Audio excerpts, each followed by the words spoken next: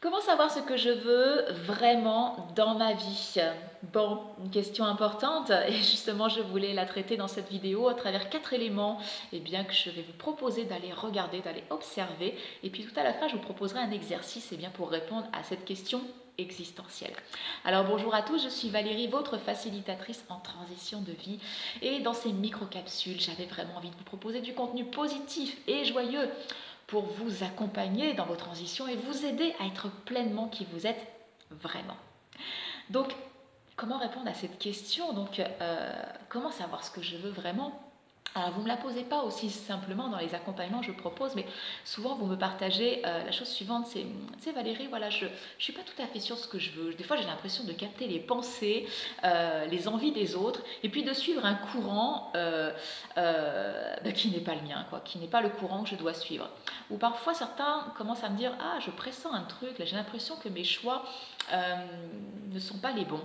Ça ne me fait pas totalement vibrer, j'ai encore l'impression de faire des choix pour faire plaisir un peu à mon entourage. Mais du coup, voilà, le problème, c'est que je me rends compte que je ne sais plus faire des choix pour moi-même. Je ne sais pas ce que je veux vraiment dans ma vie. Bon, premier élément à observer, c'est déjà de voir qu'il y a une prise de conscience.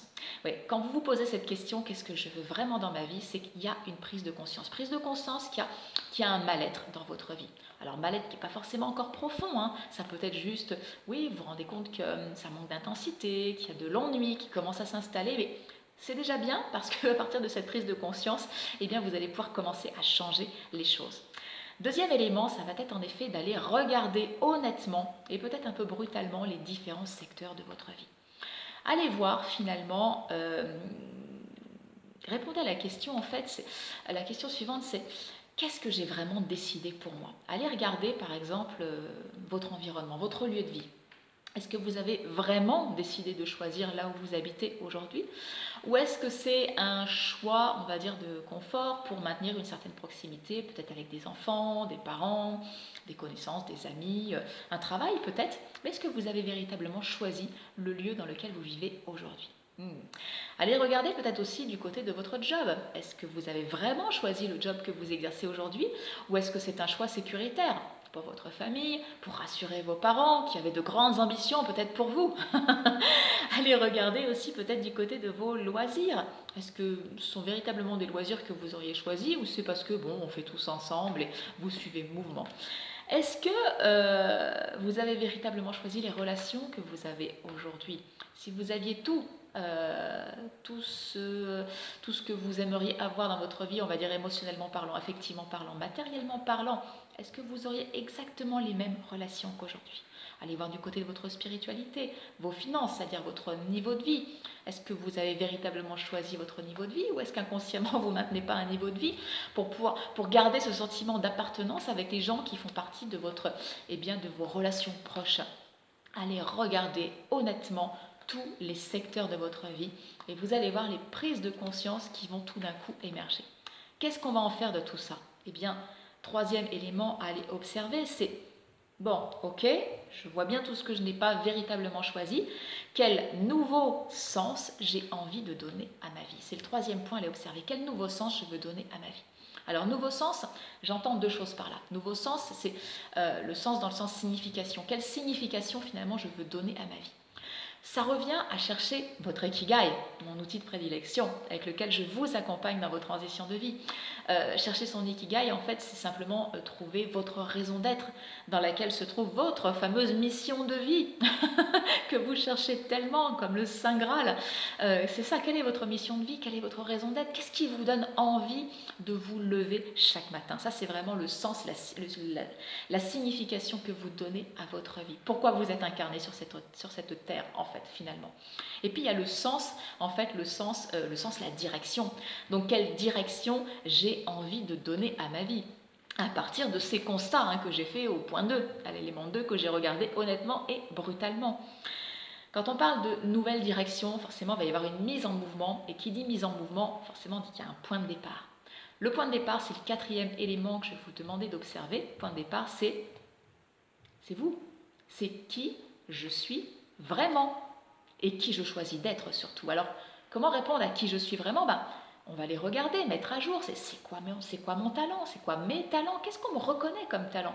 Quelles compétences j'ai développées? Des compétences que j'ai plaisir à utiliser, à mobiliser dans des projets. Qu'est-ce que j'aime faire alors? C'est simplement jouer au détective sur une journée, sur une semaine. Ah, ça j'aime. Oh non, ça j'aime pas du tout. Complètement neutre. Faut le faire, je le fais. Mais et puis il y a des choses que je ne fais pas. Oh, ça j'aimerais tellement le faire. Qu'est-ce que vous aimez? Et puis en quoi vous croyez aussi dans ce monde?